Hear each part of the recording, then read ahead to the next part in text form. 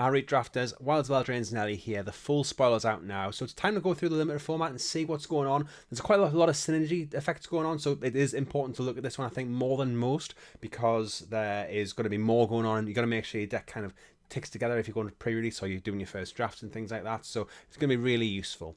If you haven't been playing for too long, in 2019 there was the Throne of Eldraine set, which is a really popular set but really powerful, kind of controversial for a number of reasons, but visiting the fairy tale world, it was a little bit Arthurian Knights, a little bit fairy tale, and probably more the Arthurian Knights side. We're returning to the set again, we're returning to playing again, and we're now going to look at the fairy tale, the darker side, and the real dark twist on these fairy tales. There is a pretty normal draft booster this time. We've seen a few variations of this recently, and it's probably going to be what we're going to see from now on, I think. You're going to get one rare or mythic like normal, your 3 commons. Instead of getting 10 uncommons, you get 9 uncommons, and you get 1 bonus sheet of enchanting tales. So this is a really powerful, often really powerful enchantment, and I think they're all non-creature enchantments. I haven't noticed any creatures in there, but they're all enchantments which set on the board, and they'll do some really powerful things. You can see here land tax is a really important one for white decks. You got things like hardened skills, and there is a lot of +1/+1 counters in this set, so you will get some hardened skills decks doing some really cool things. And impact tremors, these are just 3 that I picked out. Not all of them are great. There are different rarities. The uncommon ones will be showing up a lot more than the others, for example, but they are going to be influencing the format. Enchantments are a big part of the set. There's part of the synergy goes on with enchantments being on the battlefield, your creatures being enchanted, and enchantments going to the graveyard, and all these things as well. So these are going to be a really, really influential part of the set, I think. Really cool. They're called rule tokens. So you get some cards and they'll create a rule token. When you create a rule token, you attach it to a creature that you control. It enchants a creature just like a normal aura. And there's 6 different ones. You can see here there's Royal, Monster, Wicked, Young Hero, Sorcerer, and Curse, and they all do different things. Most of them give +1/+1. Curse doesn't, it turns it into a 1/1. I'm going to do a full video on this mechanic because there is a few quirks, but essentially you can create one. A creature can only have 1 rule token for each player attached to it, so your opponent can put a cursed rule on your creature, and then you can put something else on. But if you have a monster roll on yours, for example, then you can't put it. Well, you can put a wicked one on, but the monster one would fall off. So that's something that goes on here. But these are going to be quite important because, like I said, there's a lot of enchantment synergies that go on in the format. So and just making creatures bigger is going to be quite important too. Got some return mechanics. The biggest one's probably going to be Adventure, and this is returning from the original Eldraine set. And you can you have these cards, and they've got 2 halves to them. It's kind of like a split card. You either have the instant or sorcery, which is the left-hand side, or what's normally the creature, but it can be an enchantment in this set, on the right-hand side, which you can see both of these are creatures. So let's say you've got the Picklock Prankster in your hand. You can either cast the Adventure or the creature. If you cast the creature as just a normal creature, it goes on the battlefield, ignore the adventure part. If you cast the adventure part, then you put this in exile in kind of like just the side, and then later on you can cast the creature at any time you would normally be able to cast that creature. So it's sorcery speed normally, unless the creature's got flash. It's the first time I've seen 2 coloured adventures in a set before, so they're all like kind of mono-coloured for each half. I think it's going to play out a little bit like the coloured kicker costs. If you're going to splash it, well, I suppose you can splash either side. If I was going to splash one of these, I would probably splash the main spell side. So here I would want to put it into a mainly blue deck, splash and black. But if you're just going on a blue black deck, it's going to be pretty good. There's 1 of these dual colours for each colour pair at uncommon, and then I think there's another full cycle at rare, maybe even 2 full cycles at rare as well. So you will be seeing them. Another thing that's returned is sagas. Now, it feels like we get sagas roughly every other set these days, so I'm not going to go into them too much. But a couple of things to remember. They are enchantments, and this set cares about enchantments. It cares about enchantments entering the battlefield, cares about castle enchantments, cares about enchantments going in the graveyard. So that's going to be an important part of what's going on. But they are also enchantments that go to the graveyard by themselves. There's also a mechanic called Bargain. So Bargain appears on a load of spells, and it means that as you cast it, as an additional cost, you can sacrifice another enchantment. So you can sacrifice one of your rule tokens or one of your sagas, and you get an extra ability if you do that. So you can see here, for example, Torch the Tower. If it says if you bargain, so you sacrifice the artifact, the enchantment, or the token. Can be any token, doesn't have to be an artifact or enchantment token. So you can sacrifice creature tokens as well. If you sacrifice it, you get to do 3 damage or something instead of 2, and you get to scry 1. So that's going to be a pretty powerful red removal spell if you use it. Sometimes it's going to be like, I think the Torture Tower here, it's going to be good with or without Bargain, and sometimes you'll want to pay the cost or not. Other times you got Agatha's Champion, 5 mana 4/4, not very good by itself, but if you 4/4 trample, I suppose. So it's fine by itself, but not great.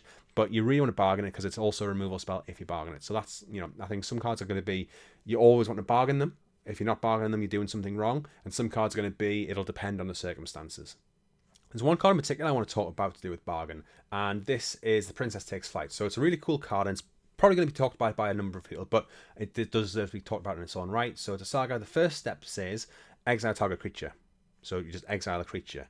And then the last step says you return that creature to the battlefield. So in essence, you can just blink something and get rid of something temporarily, and that's fine. But if you sacrifice the enchantment, probably through bargain, could be through something else. But if you get rid of the enchantment in between those steps, so probably on step 2, you can't do it when you get to step 3 because it starts at the beginning of your main phase. So unless you're doing your upkeep. But yeah, so if you sacrifice this before the 3rd chapter goes off, the creature stays away forever. So that's going to be a really, really powerful removal spell if you can get the benefit from it. But there's going to be some sagas like this where 3rd chapter is not very good, and you want to sacrifice it before the 3rd chapter to get that bargain use out of it. So these are things to bear in mind. The last mechanic I want to talk about as well, before we go on to the archetypes, and there's a couple of things in the archetypes which are kind of mechanics in themselves, but there's a bit of a sub-theme in tokens. So obviously we've got bargain, which cares about tokens because you can sacrifice a token, but you've got treasure tokens, you've got food tokens, you've got rat tokens, which are really important, red, black especially, but you've got lots of tokens that are knocking about. So these are going to be an important part of the format as well, and you're going to get a lot of tokens. There's also double in season in the Enchanted Tales sheet, so that's going to be really fun if you get a really good token deck going off.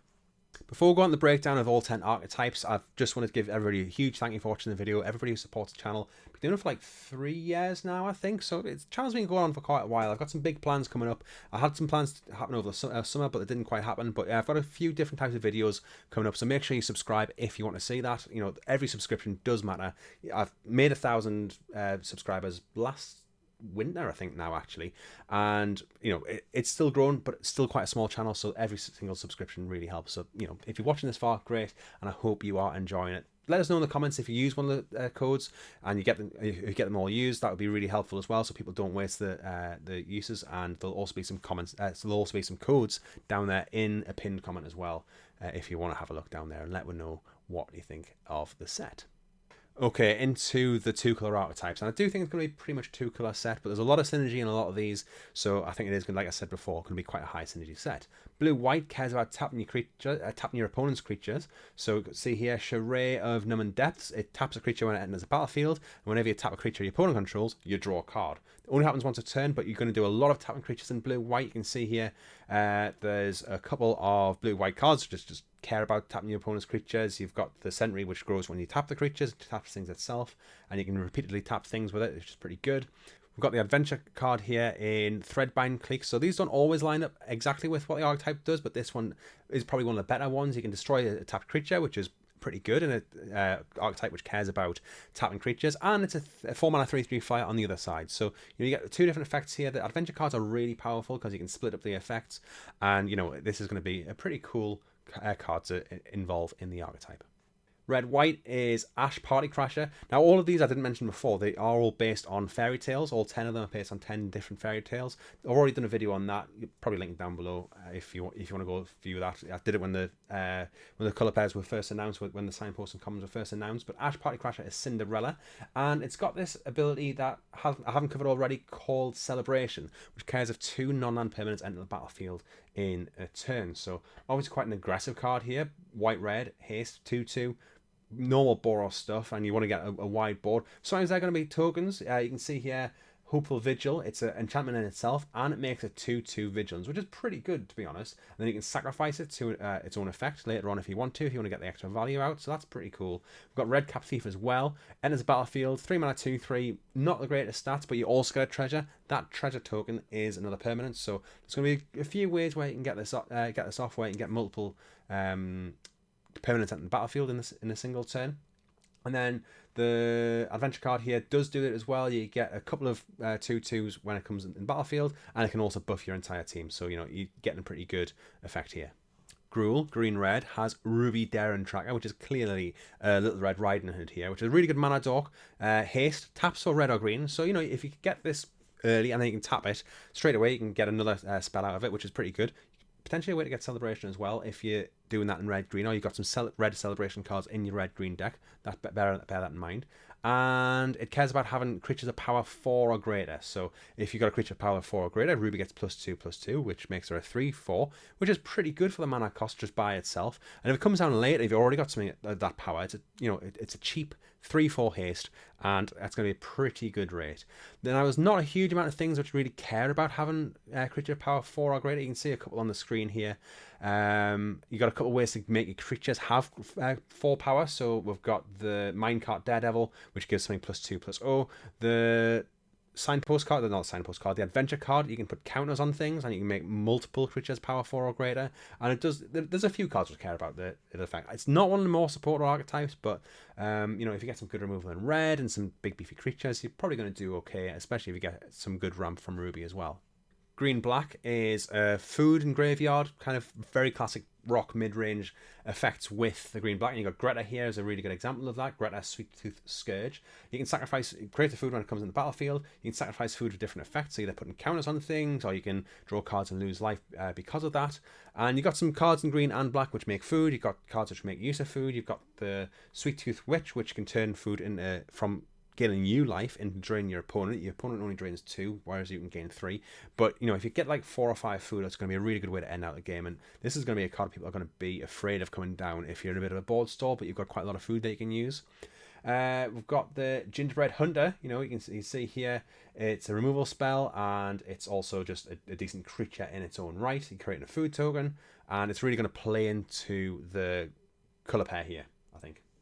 Obira Dreaming Duelist is another one of these 2-mana signpost cards, and it's a pretty good one. 2 mana, flash, flying, 2/2. Pretty good. You can ambush a 1-power thing quite nicely with it.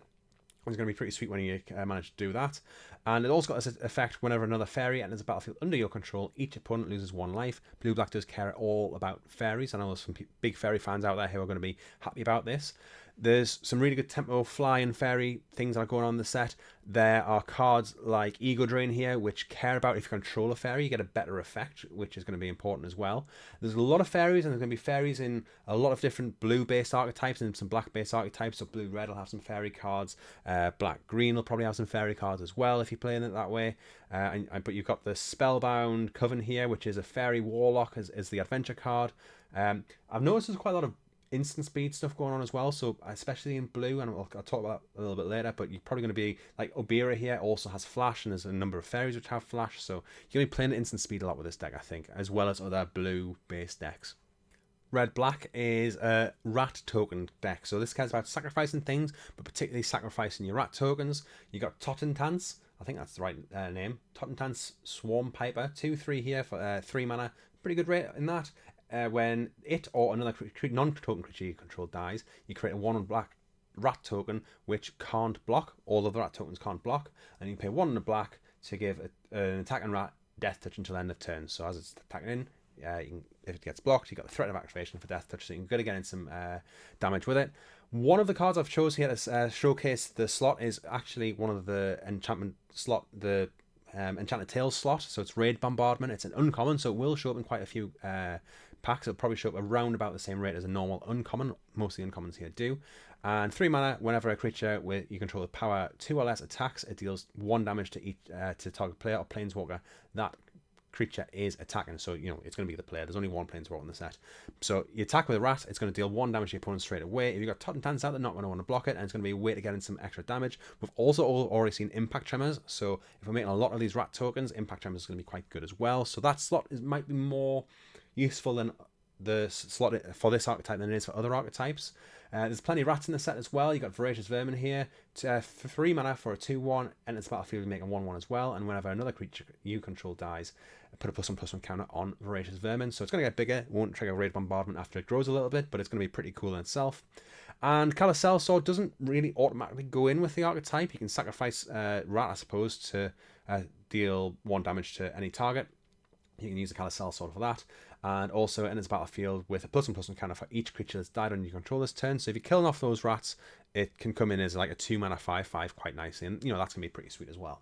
Green-white cares about enchanted creatures and enchantments, and we're going to be making good use of the role tokens here. First of all, we've got Sir Armant, the Redeemer.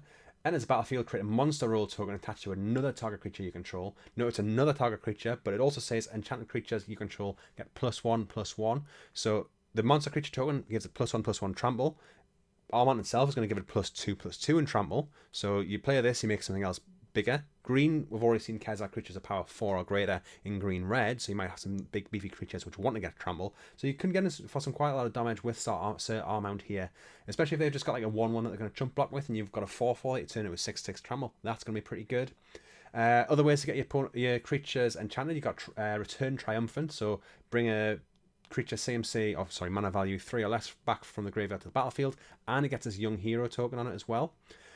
Graceful Takedown cares about enchanted creatures dealing damage. You don't need an enchanted creature to make this happen. If you've got no enchanted creatures, you still get one creature that deals damage to an opponent's creature. But if you get some enchanted creatures and one non-enchanted creature, they can all deal damage to one thing, so you can get a load of your stuff ganging up and dealing damage to one of their big things. So it could be quite a good removal spell. It's not a fight, it's a punch, which is going to be pretty good.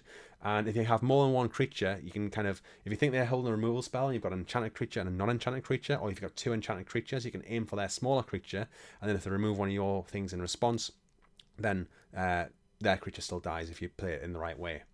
The adventure card, Woodland Acolyte, doesn't really do enchanted stuff here, but it's a pretty cool card. Green, single green, instant speed, return a permanent you control to the top of your library, but you do it instant speed, so you can leave one green up. It's going to be a really good trick to leave one green up for. And then you've also got Woodland Acolyte on the other side, 3 mana, 2/2, enters the battlefield, draw a card. So it works pretty well with itself. If you've got a cheap removal spell in your graveyard and you're quite late in the game, say you've got 7 mana, you've got a 3 mana removal spell in your graveyard, you can pay green, put the removal spell on top of your library, pay 2 and a white, get that back, and then you can cast it. You know, that's not going to happen too much, but it's nice that that interaction is there, and it is going to be quite powerful.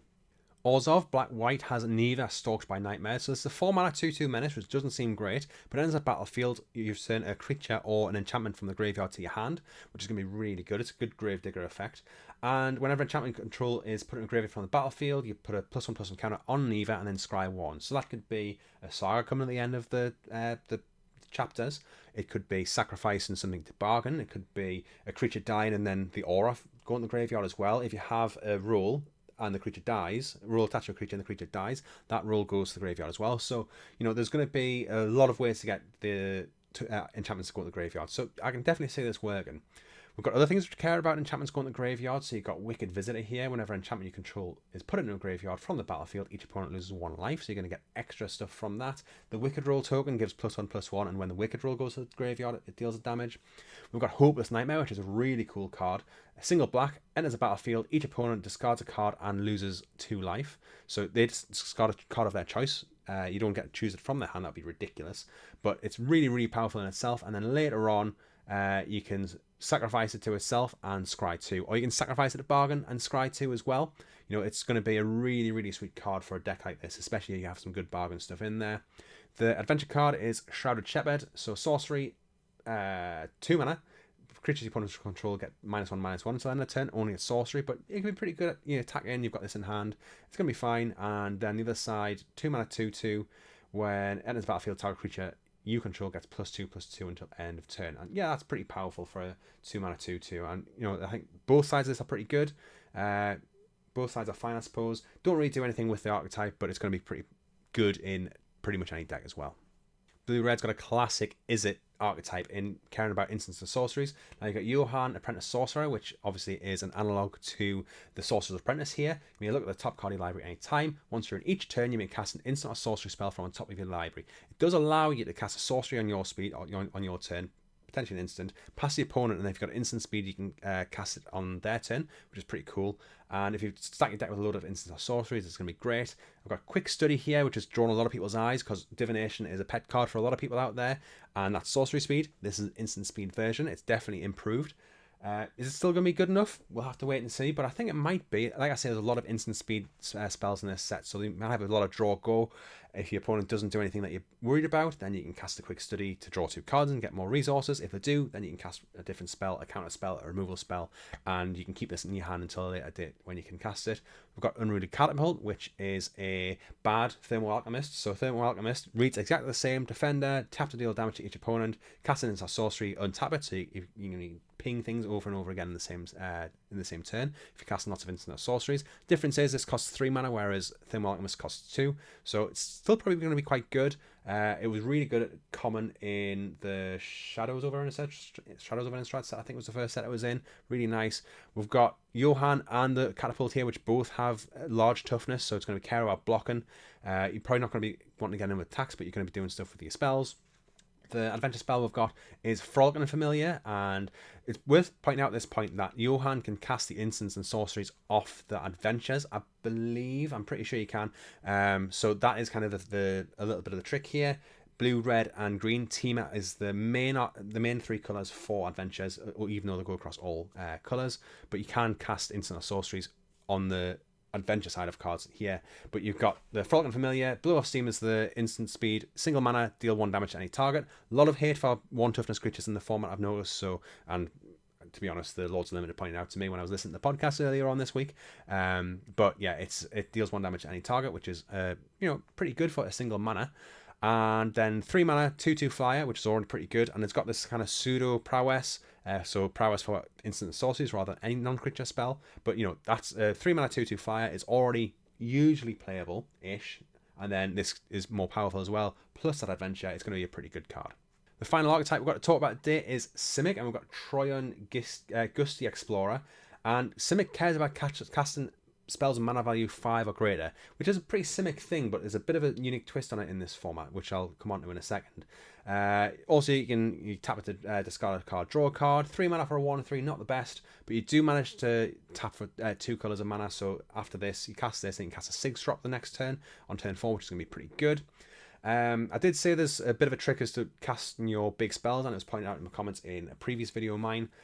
If you have an adventure spell where the creature side is a big spell and you've got the adventure, which is a smaller spell, when you cast the small spell, that's fine normally, and then later on in the game you can cast your big spell, and you casting here you got Balluna's Gatekeeper. Not a really impressive card, 6 mana, 6/5, but you've got the adventure side of it there as well. And if you're going to care about casting these big spells, it's going to be quite useful if you can get kind of double duty out of them. They're a small spell and a big spell as well. We've got Up the Beanstalk, another card which cares about casting spells with mana value 5 or greater. Cantrip in itself, and then when you've cast a card with mana value 5 or greater, you get to draw a card, so you're drawing more gas, and you're getting in there, you're getting these big slashy spells, and you're getting to refill your hand as well, which is going to be great. The adventure spell is Tempest Heart, 4 mana for a 3/4 with trample. Not bad when you cast a spell with mana value 5 or greater, put a +1/+1 counter on it, even better. And again, you can see here, although the main spell doesn't have 5 or greater, it's a 4 mana spell. You've got a cheap instant sorcery. Most of the adventures are cheaper than the main part of the spell, but not all of them are.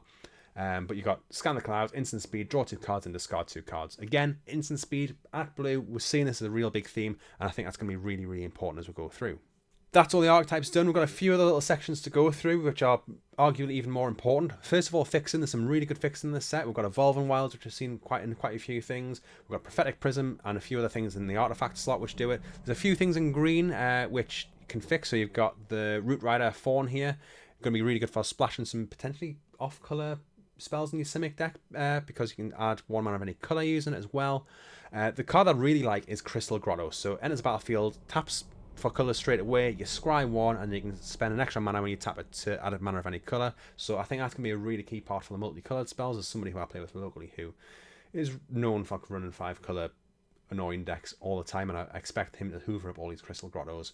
Edgewall In is an important card as well if you're doing adventures. So enters battlefield tapped, which isn't great, but you can choose a color as it comes in. It taps for that color, so it's pretty much whatever color you want. It's better than an Evolving Wilds in this way. So I suppose it doesn't thin your deck. But later on, you can sacrifice it and get an adventure card back to your hand. So you're essentially getting 2 spells back, and arguably 2 spells back, 1.5 spells back for sacrificing a land, and that's gonna be pretty good. I don't really like that it comes in tapped, but I think it'd be really powerful. Well, it'd be way too powerful if it didn't come in tapped. It would be bonkers. But yeah, it's a pretty cool card, and I'll have to see how it ends up playing out. But I wouldn't be surprised if it's really, really good. Counter spells, I've spotted 3 in the format. So we've got Ice Out, which is a bit like a cancel, 3 mana, 1 blue, counter target spell, but you can bargain to take 1 off its cost. So it's a counter spell if you bargain, but it's a cancel if you don't bargain. Probably fine. It depends how much you care about the bargain. If you've got spells or ways to care about sacrificing enchantments, it's probably useful. Or if you want to get some enchantments off your side of the field, it's probably useful. But Other than that, I don't know. We'll have to see how that one plays out. Like I say though, these counter spells might be better than normal in blue. If you're playing at instant speed quite a lot, you can hold up the counter spell if you need to, or you can hold up your quick study if you want to cast that instead. We've got Spell Stutter, 1 in a blue. Counter target spell unless control plays an additional 2, and also 1 for each fairy control. So if you control no fairies, then you pay an additional 2, which we've seen a few times and it isn't great by itself. But if you control any fairies, you're going to have to pay 1 for each fairy. So you've got like 2 or 3 fairies out. It's essentially going to just counter things for 1 in a blue. Finally, we've got Disdainful Stroke. Again, this is going to be better maybe than in some sets because there's going to be more big spells because of the adventure spells being there. You know, you can cast the first half and you can hold this up to counter the second half later on. Yes, it's got the value of the first half, but Disdainful Stroke does see play sometimes when it turns up. Probably about half the time it ends up being quite a good card as a one-off, and it's probably going to be fine here as well. The final thing to talk about is the boogeyman of the format, and this one's definitely turned some heads early days here. We've got Virtue of Loyalty. So there's a whole cycle of virtues. They are mythic. Virtue of Loyalty, 3 white. At the beginning of your end step, put a +1/+1 counter on each creature you control, untap those creatures, and the instant speed side, create a 2/2 white knight creature token with vigilance at instant speed. So it's a flash 2/2 vigilance just by itself on the enchantments on the adventure side, but the enchantment side is absolutely bonkers. You attack in, everything's tapped, you put a counter on them all afterwards, and then you untap them, and they're even bigger. They can block again. If your opponent's caring about tapping your stuff down, then you've just untapped everything, so that's even more annoying for them. It's going to be really, really good, and I can't really see... Well, I suppose there's some cards which could be better, but this is looking like a strong contender for the best card in the format that you're going to really groan when you see. And something you'll see it on turn 2, and you're going to groan even more. That's when you want to hold the Disdainful Stroke for a later time. Anyway, that is it. I will be putting out a bit more of an in-depth on the role tokens. That'll be coming out soon. I will be taking part in the streamer preview event as well, the early access, which you can tune in on Twitch. I'll probably put a link to my Twitch channel. It's Pass Left Draft on Twitch. Pretty easy to find. I'll be tweeting about it as well. Follow on Twitter at PLD_MTG. But the video's already going long enough. You need to get away. You need to go prepare for your pre-release. It's going to be really fun. Hope you enjoy it. Hope you have some good luck. Hope your pulls are amazing. And I'll catch you again soon. Bye.